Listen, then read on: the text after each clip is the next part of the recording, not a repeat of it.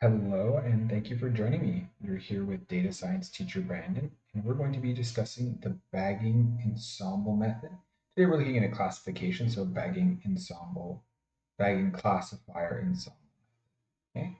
So the really cool thing about this is that we can use the bagger by itself. It's very similar to the random forest, but the really cool thing that makes it special is that we can bag, so bootstrap aggregating and use any other sklearn model that we choose inside of this model. And that's really when you unlock the power. If you're not, it just would make more sense to use the random forest. Okay, so here we'll go through this, just downloading some of the standard data science libraries, our sklearn, a couple of our ensemble methods, the bagging classifier and to compare, random forest, decision tree, KNN neighbors, support vector classifier, logistic regression to try all inside of the bagging classifier, confusion matrix, standard scalar, and train test and turning off those warnings. They get a little boring after a while. Okay. Uh, Downloading, you might have worked with this data set, the heart disease data sets. We're predicting whether or not someone has heart disease. Okay. So just going through this, I'm not going to spend a lot of time on the pre-processing and the EDA. We're just exploring the data set as is kind of standard. We're then treating some of the outliers, getting rid of some of the outliers essentially to make sure it doesn't affect the model, and we get a fair comparison. Okay. So we went through all of these, and then one hot encoding our categorical variables. Okay, so getting dummies for pd.getDummies. I have my features, selecting those out and making an X. I have my Y. And super minor while I'm here, the reason that I'm putting this in as a list, even though it's one, is so that Y, when I create Y, it stays as a column. It stays as a data frame when I create Y. Now that's important because for the linear algebra that will happen. If not, if you give it y without these square brackets, it will think it's a series, and that will be considered kind of like a row by default versus a column. And that creates some problems. So you might have seen we have to do the dot reshape -1 on the y variable when you're giving it one coefficient. So this just helps prevent that issue from happening. That's why I'm giving it in as a list with square brackets. Okay. Not what we're talking about today, but just wanted to bring that up while we're here and then doing our train test. But after I do that, I'm going to do my bagging classifier right here.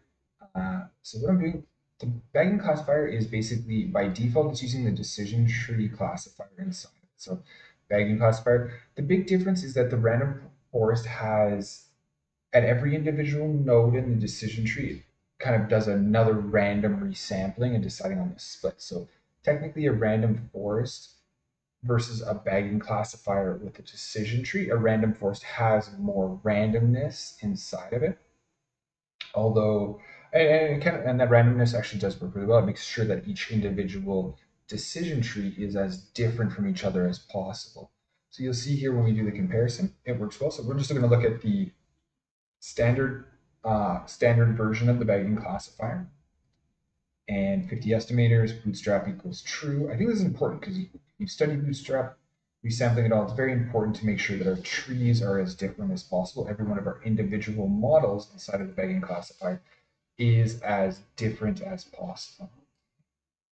And then fitting my models, I initialize it, getting the two scores right here, and I'm predicting confusion matrix and looking at the heat. And so just kind of focusing on one of these, we're getting a 44 on this, and we'll go through and make a comparison of all of our scores. Looking at just random forests to make a comparison score, and you can see very similar, again, just making it simple, focusing on one square right here, one quadrant. We are seeing that 146 over 144. So by default, it is a little bit better than just a decision tree in a bagging classifier. It has a little bit more variability, and so we're going to see that our test scores will be a little bit higher from our random forest. But that's where we can kind of do a lot more cool things with our bagging classifier and really attempt to find other models that would work better with this bootstrap aggregating. Okay, so here we're going to try K neighbors, really great model as well when used this way. So if you think about it, what it's doing, a random forest, we're doing a decision tree, does splits and eventually gets down to the bottom, and it has its own little prediction for each leaf node at the very end. Kind of clustering in lots of senses. It's grouping the data, it's splitting the data until it gets to two little clusters. But essentially, those are clusters. A different way to make the clusters, but in some senses, it's still making clusters. This is neighborhood KN neighbors that makes clusters using distance metrics. It's not going to work the same. It's kind of if you only had 4 leaf nodes at the very end, but it would make sense to do this more than once then using bootstrap aggregating. So I think this would be, you wouldn't normally want to use just the KN neighbors by itself. It would be best suited in this form of BaggingClassifier. Okay, doing the same estimators, bootstrapping the features as well, just again to make it as different as possible. I'm looking at the score, so we've got an 80 score here. If we look at the KN we're predicting, so the bagging KNN predicting, getting the confusion matrix and looking in here. Actually do a little bit worse on this one. Then we'll see the scores a little bit worse on this metric. Trying the support vector machine, support vector classifier in this using a linear model. Again, redoing this, building 50 different support vector classifiers that use bootstrap resampling to generate every single one of these. So they're going to be as different as possible and hopefully get us a good prediction on our test set. You see we got a very good score here compared to our just KN model, our K neighbors classifier. And going through this and again getting a little bit better of a score here. We were seeing an improvement in our true positive predictions. And looking at just to compare something simple as well, doing a logistic regression inside of this. It's usually, you would think logistic regression is too simple for classifications, but inside of a bagging classifier, you now have 50 different logistic regressions making a combined prediction. And that actually can be quite well. It can sometimes be your best model. Use the simplicity, allows it to predict well on future data, but by itself, it needs a more robustness that is provided by an ensemble method where you have more than one model, and combining those predictions usually gives you a better answer than just one model by itself. That holds true to the logistic regression as well. Okay, so predict, confusion matrix, and then looking at it right here, and you can see again a nice improvement. If we want to compare all of these together, so we're looking at our train scores for bagging, you saw collecting these all along, test scores, and then our models bagging decision tree, random forest, K neighbors bagged, bag SVC, support vector classifier, and then the logistic regression. Okay, so what we can see here is actually I was actually surprised by this. It's not something that I was expecting.